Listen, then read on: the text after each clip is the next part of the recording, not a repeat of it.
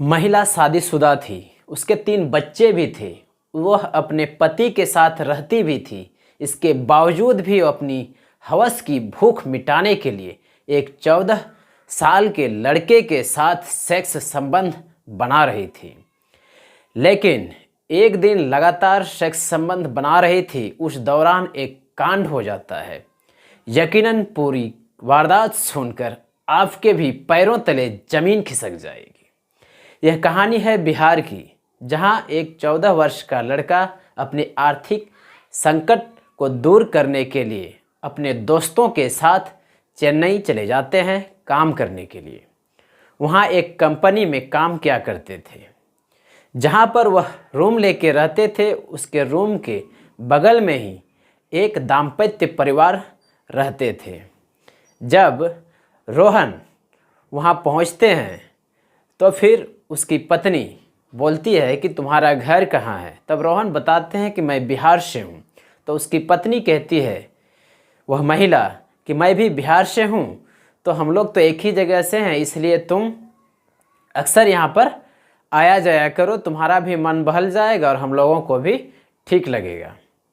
जब रोहन को उसकी पत्नी यह बात बोली तो रोहन काम करके जब भी आता तो 1-2 बार उसके रूम जाया करता था। फिर उसकी पत्नी कही कि रोज़ाना आया करो। रोहन को लगा कि शायद अपना जैसा आदमी है, चाचा चाची जैसे आदमी हैं, इसलिए थोड़ा सा अकेलेपन भी महसूस नहीं होता है।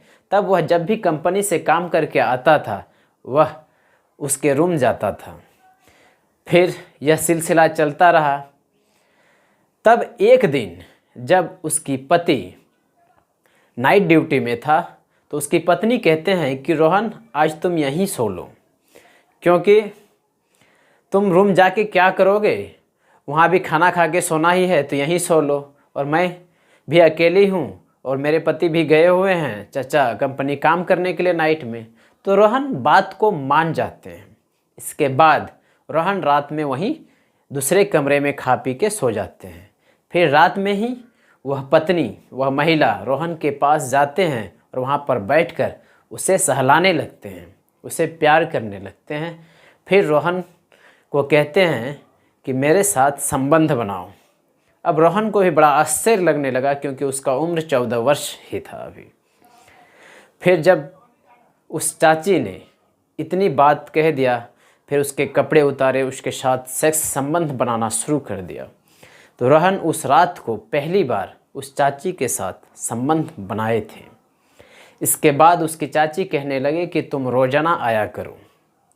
सवेरे जब उसके पति कमरे पर आते हैं तो फिर उसकी पत्नी कहते हैं कि मुझे रात में बहुत डर लगती है यहाँ पर, क्योंकि आप तो कंपनी चले जाते हैं, इसलिए क्यों ना रोहन को रात में यहीं सोने के लिए कह दो। फिर उसके पति भी रोहन को कहता है कि तुम रात में यहीं सोना जब तक मेरा नाइट ड्यूटी चलता रहेगा। फिर रोहन बात मान जाता है और जब भी रोहन रात में सोने जाता, उसकी चाची वह महिला उसके साथ सेक्स संबंध बनाती थी। यह सिलसिला चलते आ रहा था 6 महीने से। इसके बाद एक दिन में जब उसकी चाची वह महिला रोहन से सेक्स संबंध बना रही थी तो उसके पति देख लेते हैं। इसके बाद उसके पति के मानो पैरों तले ज़मीन खिसक जाती है। वह गुस्से में अपनी पत्नी के पास जाते हैं और कहते हैं कि यह नाटक बंद करो, और आज के बाद यदि तुम लोगों को इस स्थिति में और इस तरह करते देख लिया तो अच्छा नहीं होगा। लेकिन यह काम बंद नहीं होता है, तो धीरे धीरे उसका पति तंग आ जाता है इन दोनों के कारण, और वह अपने 3 बच्चों को लेकर बिहार चले आते हैं और उसकी पत्नी और रोहन वहीं रह जाते हैं। उसकी पत्नी को लगता है अब तो सही हो गया, बिल्कुल हम आज़ाद हो गए। अब रोहन को अपने ही रूम पर रखने लगा दिन और रात। इसके बाद उससे लगातार संबंध भी बनाते जा रहा था, क्योंकि अब वह स्वतंत्र हो चुकी थी।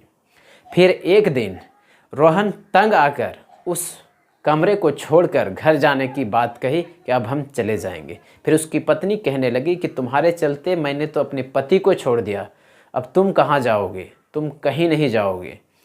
फिर उसकी पत्नी वह चाची रोहन को एक कमरे में बंद कर ये कहता है कि मैं तुरंत सामान लेकर आता हूँ, तुम कहीं भागना नहीं। इसलिए वह बाहर से दरवाज़ा लॉक करके सामान लाने चली जाती है। फिर रोहन मन ही मन कमरे में यह सोचने लगता है कि अब मैं कहाँ फंस गया हूँ। वह ऊब चुके थे शारीरिक संबंध बनाते बनाते। तब रोहन मन ही मन विचार करने लगे तो उसे एक चाकू नज़र आया। तो चाकू को अपने तकिए के नीचे दबाकर रख लिया।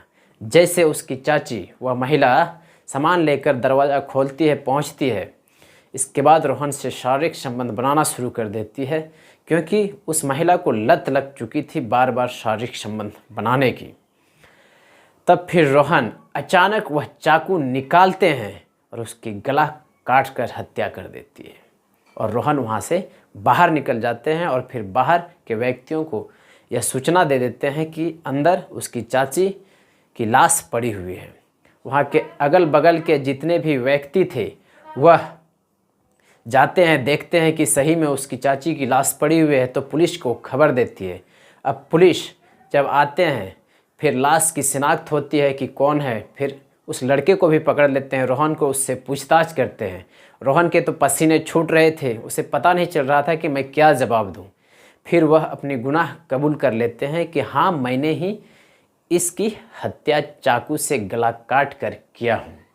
फिर रोहन को गिरफ्तार कर उसे जेल भेज दिया जाता है। लेकिन रोहन पूरी घटना पुलिस के सामने बता देती है कि मेरे साथ इस तरह का अवैध संबंध इस महिला की थी।